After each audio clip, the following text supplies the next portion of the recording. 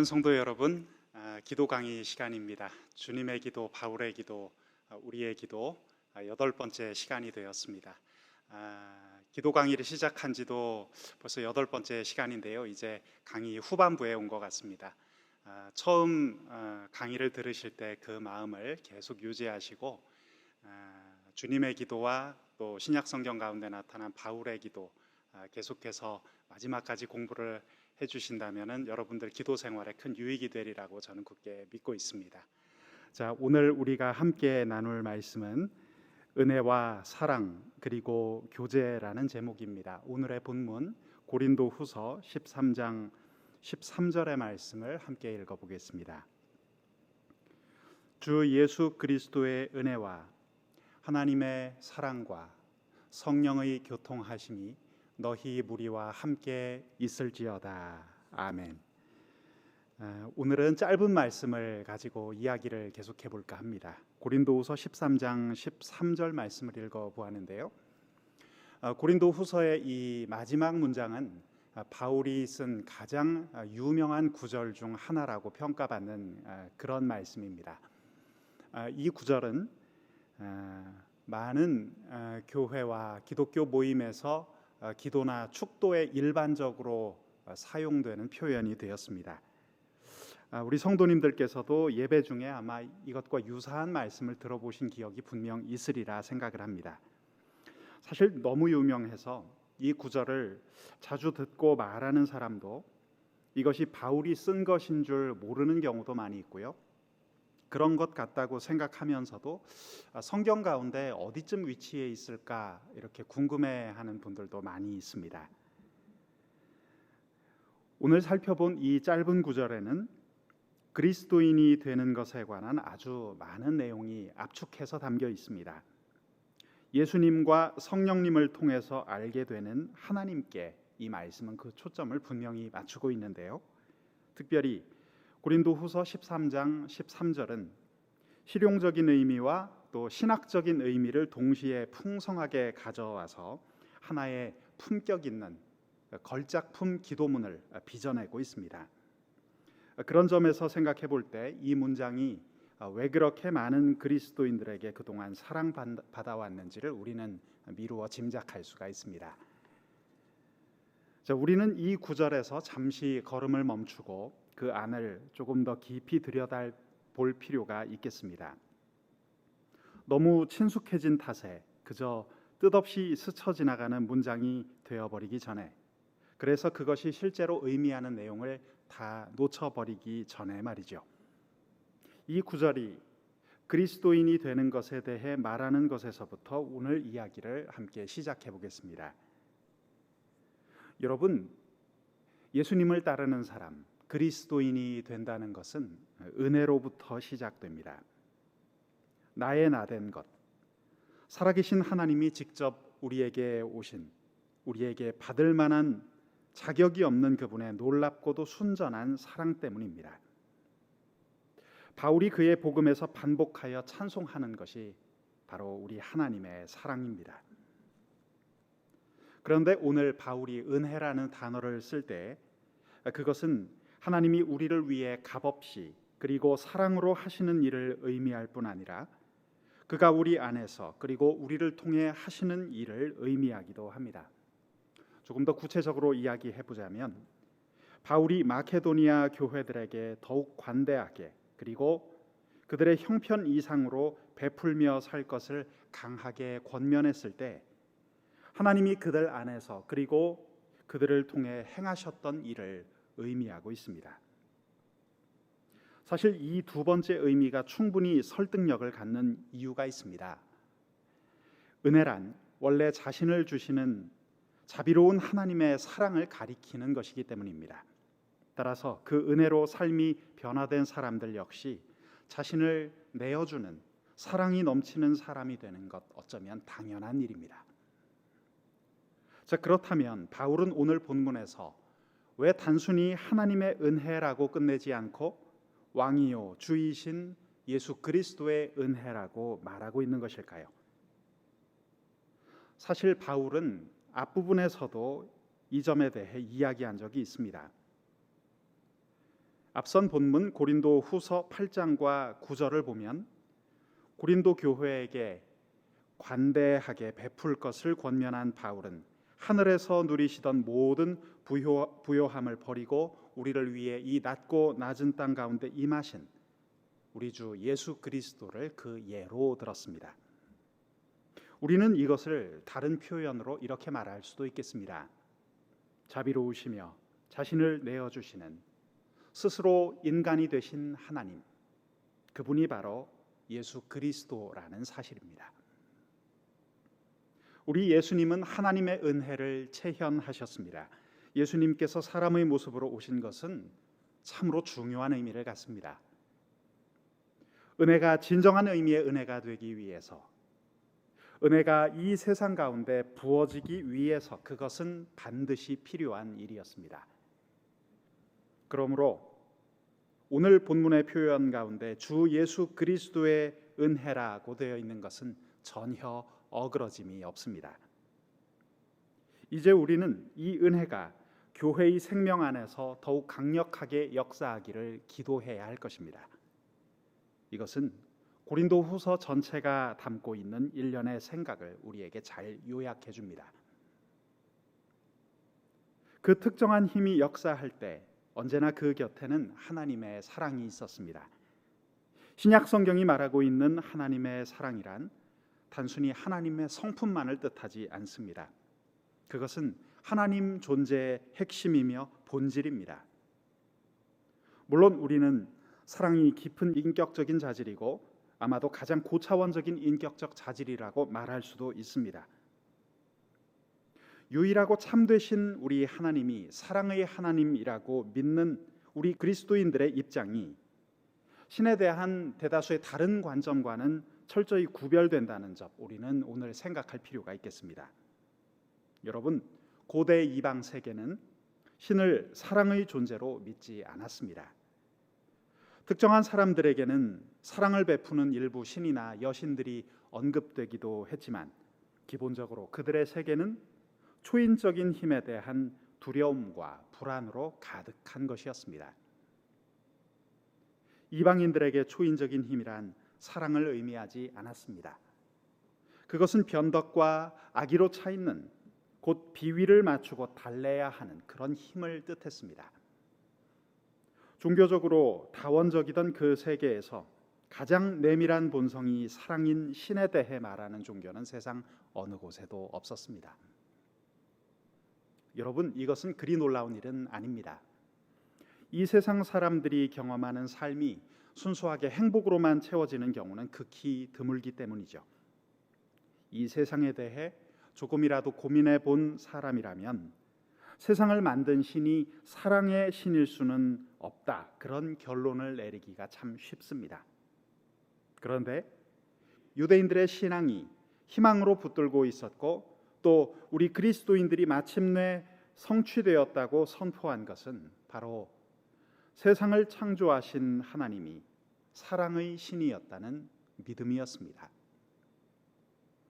이 하나님은 모든 것을 바로잡기 위해 스스로 엄청난 대가를 치르면서 이 세상 안에서 직접 행하고 계시며 이를 통해 자신의 사랑을 증명하십니다.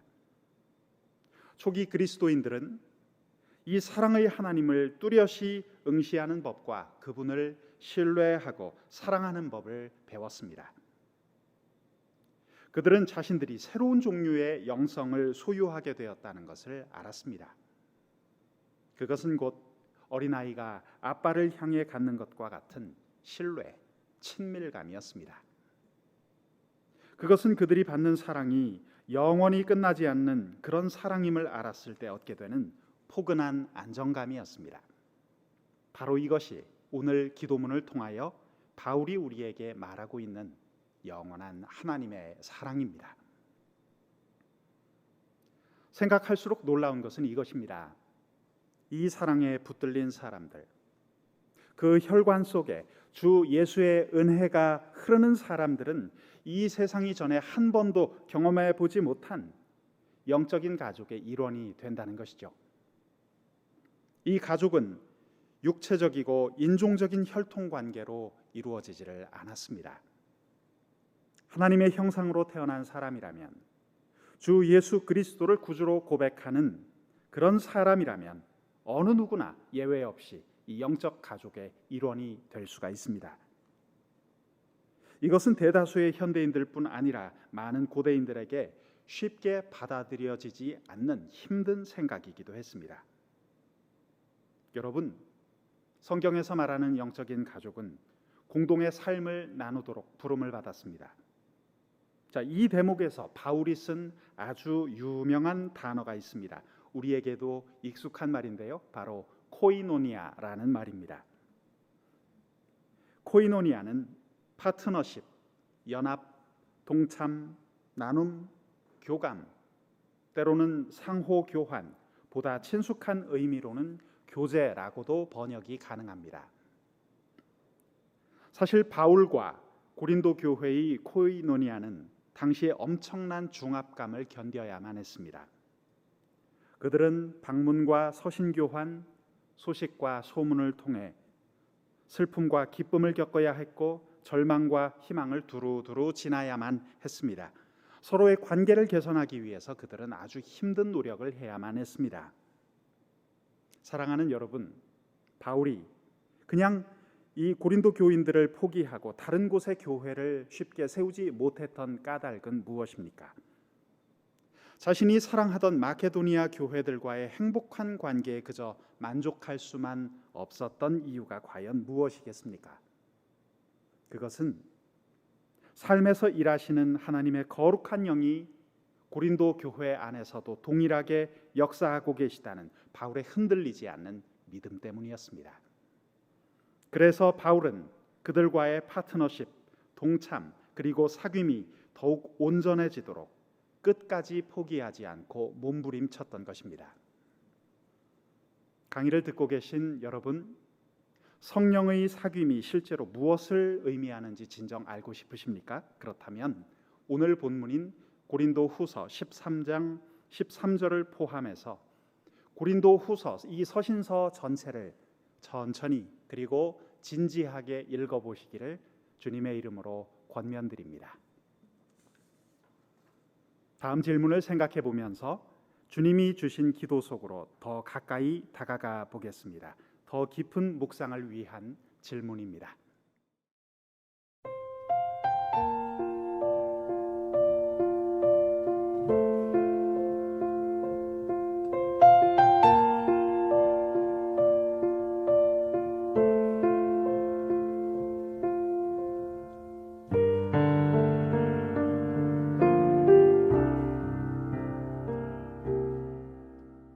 실생활 속에서 바른 기도의 의미를 찾아보는 시간, 기도에 관해 생각해 본다 코너입니다.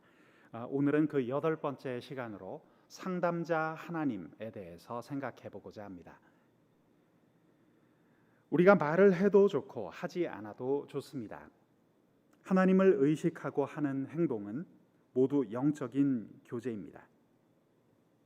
우리를 끔찍이도 사랑하시는 하나님과 함께 살아가는 과정에서 일어나는 그런 사건이 바로 기도라고 볼 수 있습니다. 따라서 기도란 채권자와 채무자가 만나는 그런 대결이 아니라 애정 깊은 인격적 사귐이라고 우리는 생각해야 합니다. 로이드 와이크는 그의 저서인 내가 만난 하나님이라는 책에서 이렇게 이야기하고 있습니다. 너무 흔한 일이지만 기도가 친밀한 벗 사이에 우정어린 사귐이 되기보다는 위기에 처하여 부르짖는 비명이 되는 예가 많다. 효과 있는 기도, 그리스도를 닮은 기도는 친구들의 만남과도 같은 것이어야 한다. 기도는 응급 사태를 만나 부르짖는 비명과는 다르다. 그러한 비명은 어찌 보면 저속한 욕망의 표현에 지나지 않는다. 기도는 친구와 친구가 나누는 진실하고 기대에 찬 대화이지 결코 위험한 순간에 하늘을 향하여 바라는 SOS 구조 신호가 아니다. 그는 이렇게 이야기합니다. 위기 상황에서 부르짖는 호소 자체를 비난할 수만은 없습니다. 나중에도 살펴보겠지만 그러한 호소 자체가 잘못된 것은 아닙니다. 여러분, 비명 한마디도 충분한 기도가 될 수 있습니다. 자, 그러나 오늘 말씀드리고 싶은 것은 이것입니다. 기도의 본질에 관한 이 지적이 귀담아 들을 만한 가치가 충분히 있다는 것이죠. 우리는 처음부터 기도를 응급수단으로만 대해서는 안 될 것입니다. 오히려 그 응급 사태를 통해서 우리가 더욱 정신을 차리고 하나님과의 관계에 집중하는 계기를 삼아야 합니다. 그가 지적했듯이 기도는 깊은 사랑의 관계 안에서 일어나는 일상적인 만남이 되어야 하죠. 이 만남 안에서 일어나는 대화는 노사 협상 같은 것과는 성격이 아주 다른 것입니다. 의구심과 긴장감과 결사항전식의 그런 태도라면 바른 기도가 될 리가 없습니다. 하나님의 선의를 깨닫고 나면 그분에게 풀어놓으려 했던 말 보따리를 잠시 치울 수 있게 됩니다. 그리고 이제 기도자는 침묵 속에서 하나님의 현존을 체험하게 되죠. 여러분, 참된 믿음은 이때 형성이 됩니다. 그리고 그때부터 서서히 우리 입술 가운데 할 말이 생깁니다. 이것은 시간을 때우는 빈말도 아니고 자신의 욕망을 담은 말이 아닙니다. 진실한 침묵 후에 우리 마음에서 일어나는 말은 진심을 담은 말이고 우리 하나님의 뜻과도 연결되는 그런 말입니다. 기도자는 이 말로써 하나님과의 대화를 시작하죠. 여러분, 그 대화는 마치 상담하는 것과도 같습니다. 하나님을 전적으로 믿는 기도자에게 불필요한 괜한 긴장감이 있을 수가 없습니다. 이번 대화를 통해서 무엇인가를 꼭 이루어야만 한다는 그런 결사적인 태도도 없습니다. 오히려 그 사람은 느긋하고 편안해 보입니다.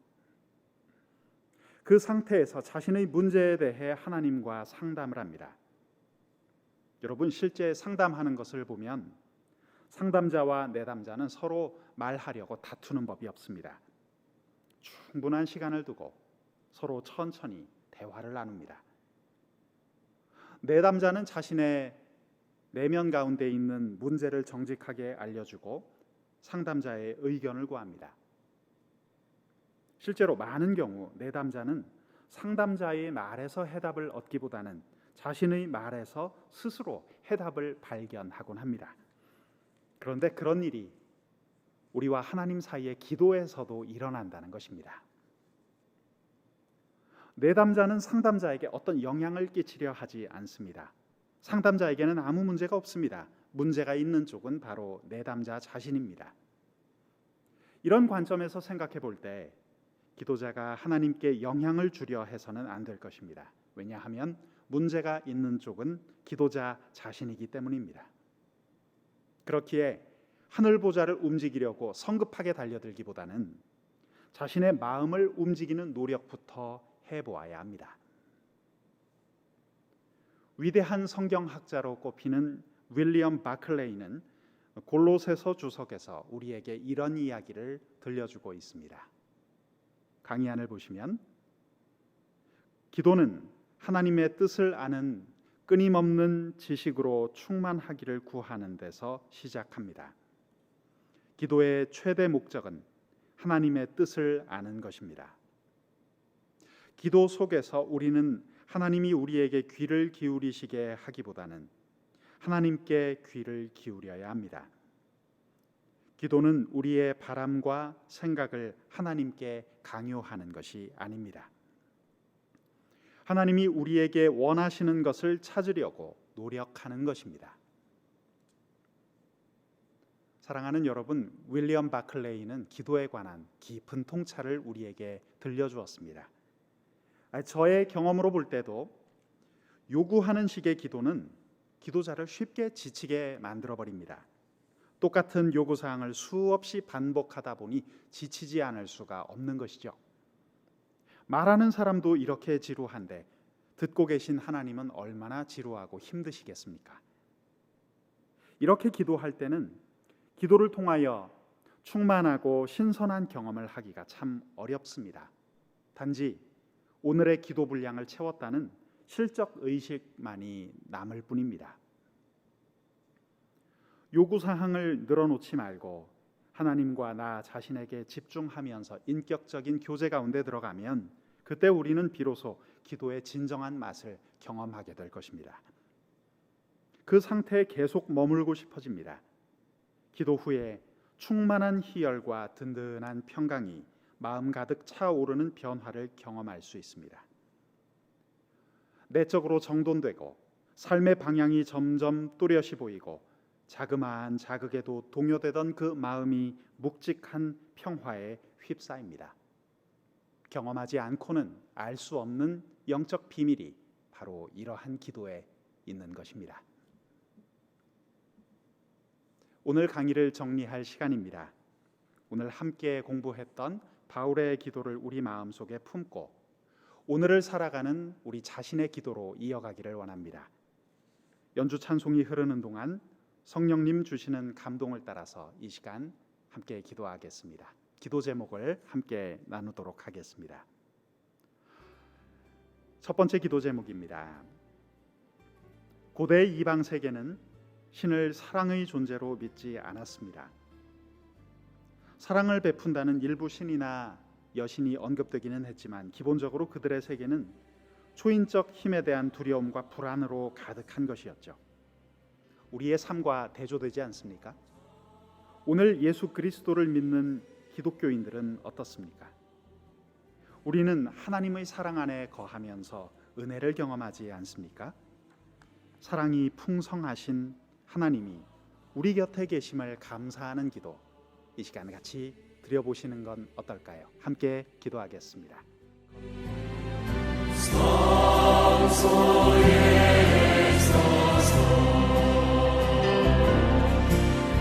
당신을 가지고 어린 양피로 우리를 깨끗게 하신 주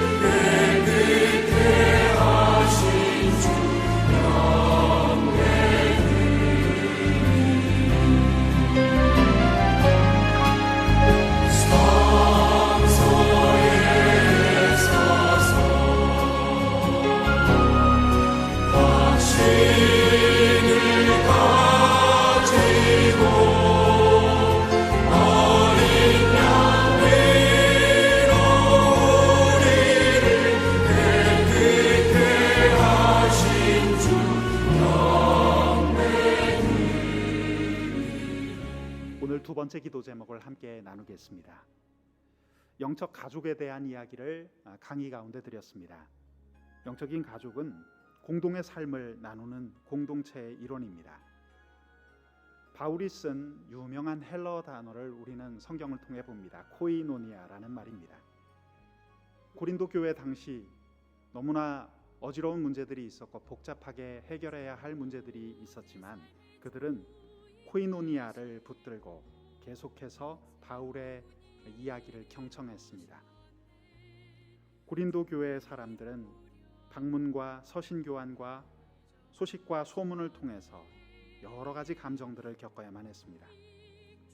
사도 바울도 마음이 편한 것은 아니었지만 늘 그들을 위하여 기도해 주었고 그들을 포기하지 않고 함부로 다른 곳으로 떠나지 않았습니다. 언제나 그들을 위해서 기도해 주었습니다. 바울이 그런 태도를 가질 수 있었던 것은 성도 안에 역사하시는 하나님의 놀라운 교통하심을 그가 믿음 가운데 굳게 붙들었기 때문입니다.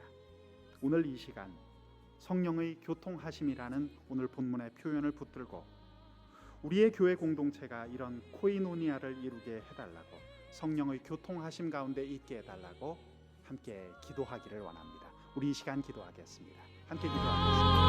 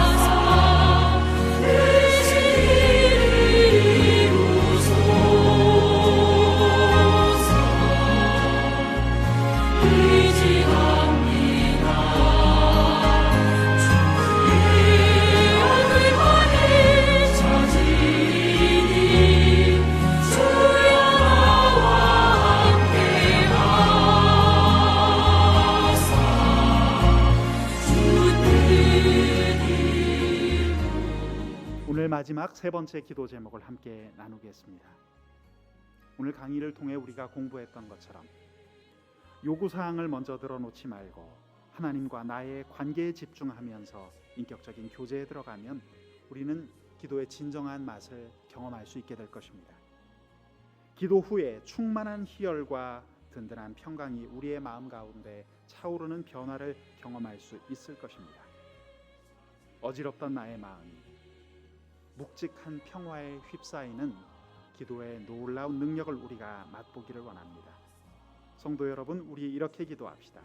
오늘 우리의 기도가 하나님과의 올바른 영적 관계에 터잡은 그런 기도가 되게 해달라고 이 시간 부르짖으며 기도하기를 원합니다. 함께 기도하겠습니다.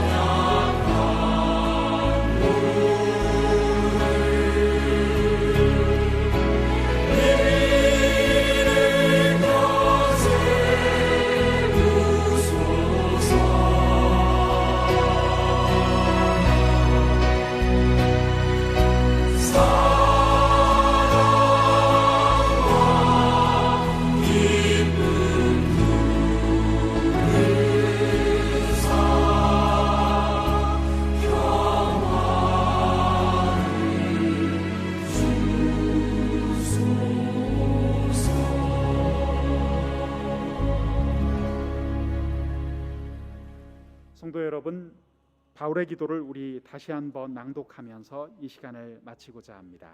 오늘 본문 고린도후서 13장 13절의 말씀, 개역 개정으로 우리 다시 한번 큰 목소리로 함께 읽어보겠습니다. 함께 읽습니다. 주 예수 그리스도의 은혜와 하나님의 사랑과 성령의 교통하심이 너희 무리와 함께 있을지어다. 아멘. 사랑하는 성도 여러분, 축도로도 많이 쓰이는 오늘 귀한 이 고린도후서 13장 13절의 말씀대로 예수님의 은혜, 하나님의 크신 사랑과 성령의 교통하심이 우리 대광교회 성도 모두에게 함께 있기를 간절히 바랍니다. 한 주간도 승리하시길 바랍니다.